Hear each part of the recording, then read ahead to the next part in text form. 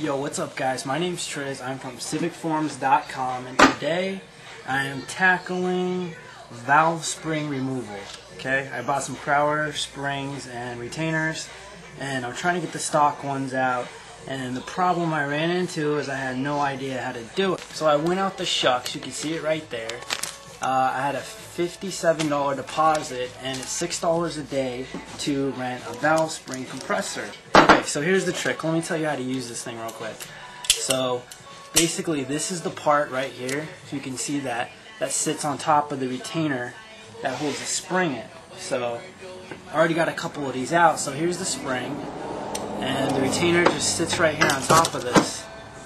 As you can see, it's all covered in oil. I just took this guy off, and you have your valve that comes up through here, and basically it sits right there, and then right here on this notch on the top are some keepers, and these guys are a little pain in the ass, so you gotta watch out for these guys, but that's what holds the retainer right there. And yeah, so that's the thing you gotta look out for.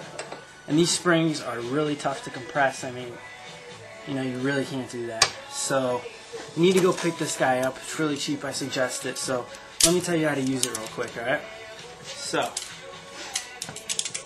basically this guy I already told you, it sits right there on the retainer. And this guy sits on the end of the valve, so it wraps all the way around. Now I'll show you in a second, but I just want to go over how this guy really works. So you got this handle right here, and it's kind of like a crank.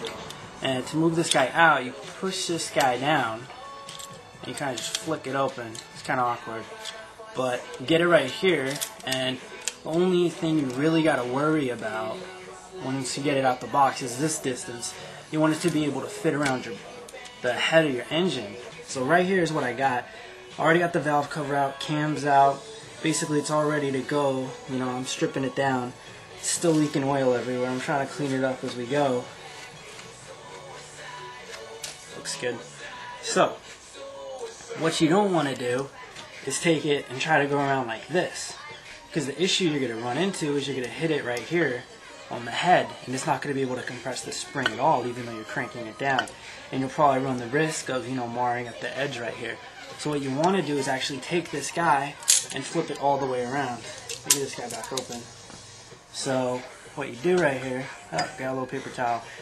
So get this guy to sit right here is what you want to do. Then on the back, you want to just adjust this guy so it sits right there on the center of the valve. I'm going to give it a few clicks.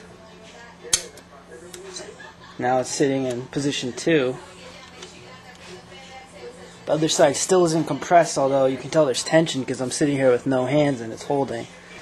Now the trick to this is the keepers are going to pop out. I just lost 2 the first time I tried this. So I went and picked up a magnet over there from my shop, and I just stick it right here. It's all good, just a regular magnet, and you just crank it down a few times. 3, here we go. And number 4. Didn't pop out yet, but it's just about to. You can kind of see the one right there.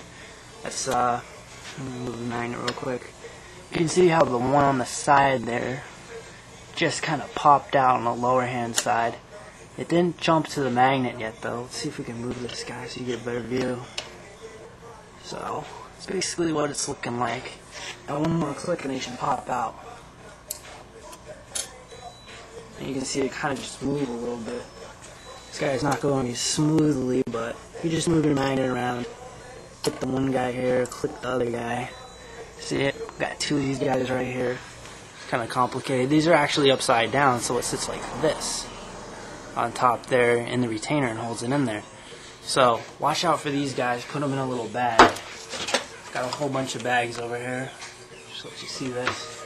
So these go in my bag that hold my keepers, and I have these guys that I took out that I haven't put away yet. So what I do with these guys is I just grab a towel and I just wipe the oil off them real quick. I'll mess with these later.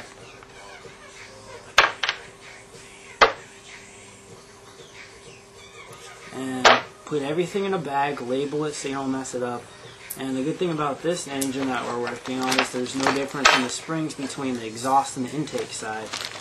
So you can see right here I have a whole bag of springs and retainers. And here's my bag of keepers. And I gotta label these guys. So when I find my Sharpie, I'll go ahead and do that. So what you want to do is just squeeze this down a little bit, take the pressure off here, and pull this guy back. And then slowly let it go so the spring doesn't go flying and hit you in the eye or anything. So now it's all good, and we just kind of maneuver this guy a little bit. I like to go right here. This is right where the spark plug goes. I like to move this little piston thing right in there, just so I can get it around the block. And now you just heard the spring drop. Oh, that was a retainer. Here's a retainer. Same thing as before. Same spring. Notice that the more tightly woven coils here are the bottom. This goes on the bottom of the head, and this top is where the retainer goes, and the keepers that hold on to the top of the valve. Oh, and if you want to pop the valve out right here, instead of just changing the springs, all you got to do is just push it out a little bit. Comes out pretty quick, and there you go. Actually looks pretty clean in there. That's not surprising, being that's the intake side. And here's our valve. Nothing special. Anyways, okay guys, so I just showed you how to do a valve spring removal, and if you want to change to Crowler springs and retainers, or just upgrade your OEM ones, you know, if they get a little old or stretched out or something. Nobody likes stretched out.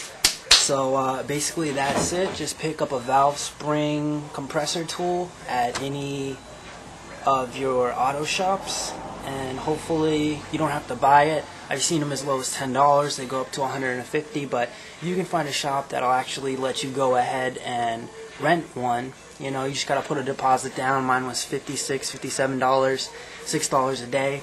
So anyways, putting them back on is pretty much the same deal. You just gotta be a little more careful. I guess we'll find that out. If there's any surprises, I'll turn the camera back on, let you know. But if it looks like the tape's about to end right now, you could assume that this DIY is over. So have some balls, do it yourself. My name's Triz, I'm from civicforms.com. Good luck.